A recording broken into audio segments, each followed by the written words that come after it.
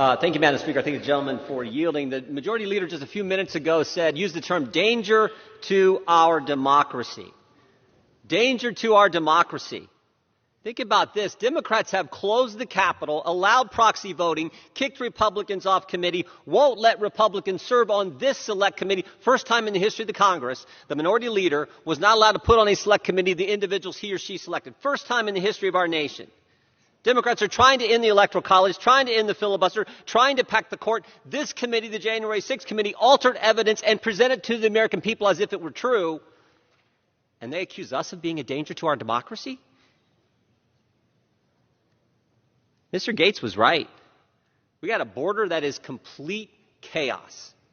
We have $6 gas in California, $4 gas everywhere else in the country. We have crime at record levels in every major urban area in this nation. And we have an inflation problem that's at a 40-year high. And this committee has more contempt resolutions for a purely political reason. I think the whole committee is purely political, designed to do one thing: keep President Trump off the ballot in 2024. The gentlelady from Wyoming, in her opening comments, used the term false message. False, she used to say big lie. Now I guess it's false message. And I just jotted down, I thought when she said, I started jotting things down. False. Think about all the false messages we've got from them in the last few years. They told us the protests in the summer of 2020 were peaceful. Got $1 billion worth of damage around our cities that says it wasn't. They told us the dossier was real.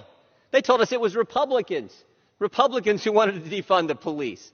That's almost laughable if it wasn't so serious for our law enforcement and for the families who live in those areas where mayors and city councils did defund the police. They told us the FBI didn't spy on the Trump campaign. We know that wasn't true. We got Inspector General reports that tell us all kinds of things about what they did in front of the FISA court. They said Trump colluded with Russia. We got a Mueller report, 19 lawyers, 40 FBI agents, 30 million hard-earned American tax dollars in that report that said that false message was just that, false. They told us COVID didn't start in the lab. Sure looks like it did. They told us the lab wasn't doing gain-of-function research. Sure looks like it was. They told us the vaccinated can't get it. We know that's wrong. Every day there's a new announcement. A member of Congress is getting it. Fully vaccinated, boosted, everything else. They told us the vaccinated can't transmit it. They told us that was wrong. And you talk about the biggest false message that's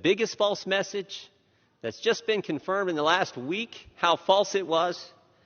The Hunter Biden laptop was Russian disinformation. The Hunter Biden laptop was Russian disinformation.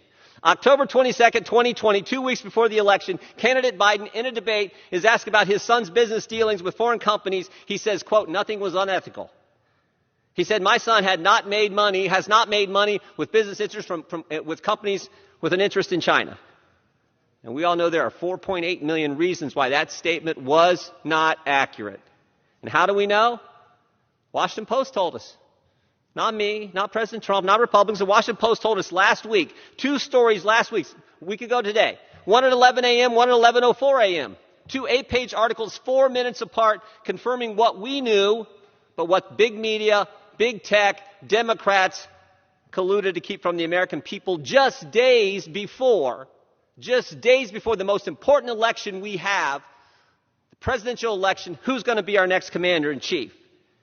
The laptop was real. The eyewitness was real. The emails were real. The only thing fake was that collusion from those individuals, those entities, to keep important information from we the people in the run-up to the most important election we have. And oh, by the way, they were joined by 51 former intel officials, joined in the collusion. You know, it's also interesting. It's funny how that story has changed. 18 months ago, started off, wasn't his laptop. Quickly switched to, well, it was his laptop, but it was Russian disinformation. And now it is, well, it wasn't Russian disinformation, but Joe Biden had nothing to do with it. Now it was, well, Joe knew what was going on, but he wasn't really involved in anything wrong. Ron Klain told us that. Chief of Staff told us that Sunday. We need to be focused on the issues that the American people want us to focus on.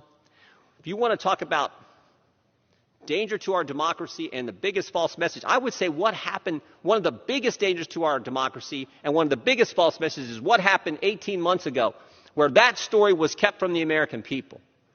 We could dig into that, find out what went on there, why that happened, and we could also focus on the record crime, record inflation, record price of gas, and the chaos on our southern border that's about to get worse as the Democrats look to, as the Biden Gentleman's recognized for 30 more seconds. Title